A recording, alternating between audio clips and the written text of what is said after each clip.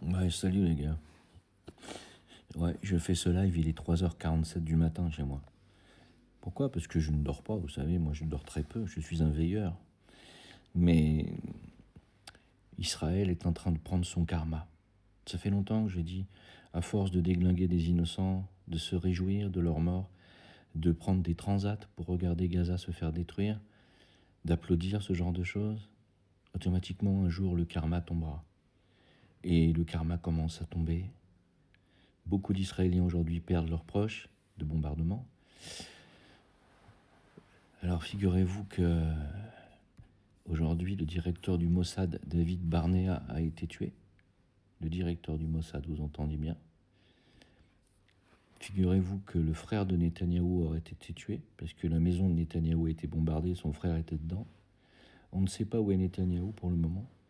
Ben Gvir, ce fameux ministre complètement déjanté qui veut tuer les prisonniers palestiniens et qui s'en réjouit, qui est un sanguinaire forcené, serait entre la vie et la mort. Smotrich, le ministre des Finances, qui rêve d'attaquer le Liban et de détruire le Liban et qui vient de tuer plus de 80 personnes au Liban avec son attaque, vient de perdre son fils, qui avait fait partie des troupes israéliennes au Liban et qui vient de se faire déglinguer, etc., etc. Et c'est pas fini. Ça ne fait que commencer pour Israël. On ne peut pas tuer les gens impunément comme ça, sans une punition, à un moment donné, sans un karma. Le karma est une loi universelle. C'est la loi de cause à effet. Tout ce que tu fais engendre des effets. Que ce soit des bonnes choses ou des mauvaises choses. Quand tu fais que des mauvaises choses, au bout d'un moment, ça te retombe sur la gueule. Si tu fais des bonnes choses aussi, ça te retombe sur la tronche, mais de manière positive. Là, le karma est une loi incontournable que va goûter Israël. Tous les Israéliens, tous sans exception, même ceux qui sont contre Netanyahou. Pourquoi? Parce qu'il existe plusieurs types de karma. Il y a le karma individuel, bien sûr. Il y a le karma collectif, par exemple si vous faites partie d'un groupe politique.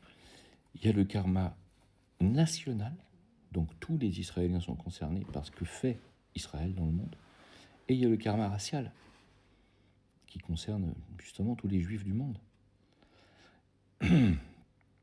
Ils sont tous concernés par ces karmas. Nous aussi, on l'est.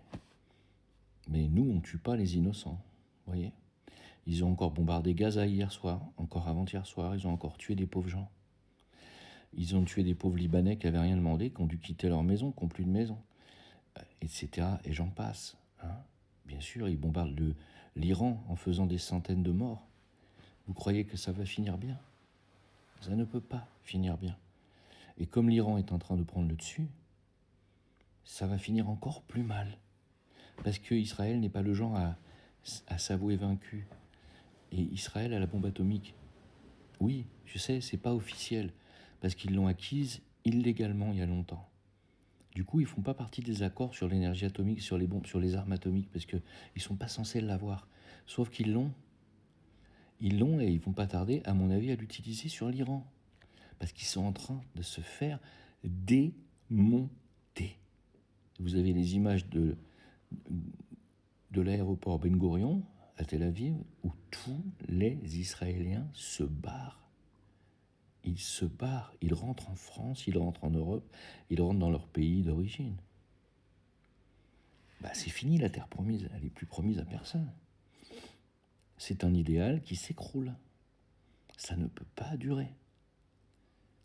Enfin, en tout cas, affaire à suivre, les amis. Mais moi, je suis ça, vous voyez, de minute après minute, je suis ça tout le temps, tout le temps, tout le temps. Parce que je ne peux pas dormir, j'ai les yeux ouverts sur le monde. C'est comme ça. Bon karma à tous.